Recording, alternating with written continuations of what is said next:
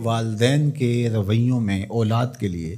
جو نرمی ہوتی ہے، اس نرمی کی وجہ سے عمومی طور پہ جو لاڈ ہوتا ہے، پیار ہوتا ہے، وہ پھر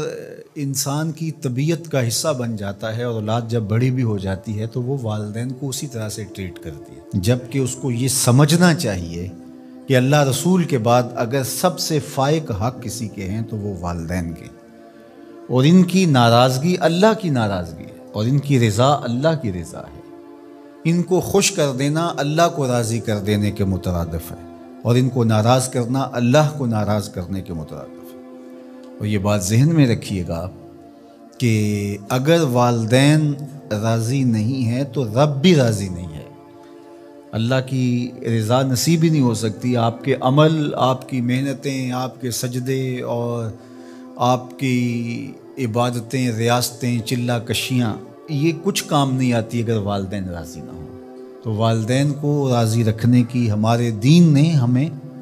تلقین فرمائی کی۔ اور یہ بھی آپ کو میں بتاؤں کہ کچھ اعمال ایسے ہیں کہ جن کی جزا اور سزا آخرت میں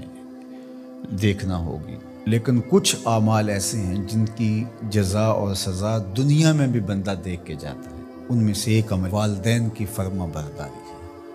جو والدین کا فرما بردار ہو، آپ اس کی پگڑی کا کلس کبھی نیچا ہوتے نہیں دیکھیں گے، اور وہ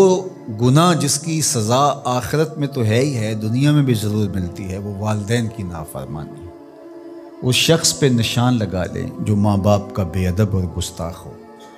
آپ اس کو دنیا پہ بھی رسوا ہوتا پائیں گے، دنیا پر بھی وہ سرخرو نہیں ہو سکے گا۔ دنیا کے اوپر جتنے لوگ بھی سرخرو ہوئے ہیں، کامیاب ہوئے ہیں، چاہے وہ مسلمان ہیں چاہے وہ کافر ہیں، آپ اگر ان کی تاریخ پڑھیں تو آپ کو نظر آئے گا کہ ان کے پیچھے ان کے والدین کی دعائیں ہیں۔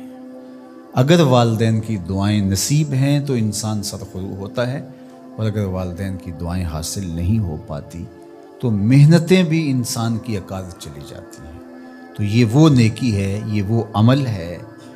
کہ جس کا صلہ دنیا میں بھی اور آخرت میں بھی ملتا ہے، اور یہ بدعملی والدین کی نافرمانی ایسا جرم ہے کہ جس کی سزا دنیا میں تو ہے ہی ہے، آخرت میں بھی، اور دنیا میں دونوں میں اس کو جو ہے وہ حاصل کرنا پڑتی ہے۔ والدین نیکوکار ہوں، صالح ہوں، پاکیزہ عمل ہوں تو ان کی تو عزت اولاد کرے گی ہی کرے گی، والدین برے ہی کیوں نہ ہوں، یا والدین بہت گناہ گار ہیں، شرابی ہیں اور بدکار ہیں اور اعمال بد ہیں، تو ان کی توہین نہیں کی جائے گی، اور اس بد اعمالی کی وجہ سے ان کے لیے دعائے خیر کی جائے گی۔ حتیٰ کہ والدین کافر بھی ہوں تو ان کا کفر اپنی جگہ پہ، لیکن اولاد ان کافر والدین کی بھی توہین نہیں کرے گی، ان کے ساتھ وہ حسن سلوک کرے گی والدین ہونے کے ناطے سے، اور نیکوکار ہوں، صالح ہوں تو پھر ان کے تو حقوق اور زیادہ عائد ہو جاتے ہیں۔ تو ماں باپ کے ساتھ ہمیں حسن سلوک کرنے کی تلقین کی گئی ہے۔ اچھا، یہاں اولاد کے لیے کبھی مسئلہ بن جاتا ہے، ماں کچھ اور کہہ رہی ہوتی ہے اور باپ کچھ اور کہہ رہا ہوتا ہے، اب اولاد کس کی اطاعت کرے؟ ماں کا حکم الگ ہوتا ہے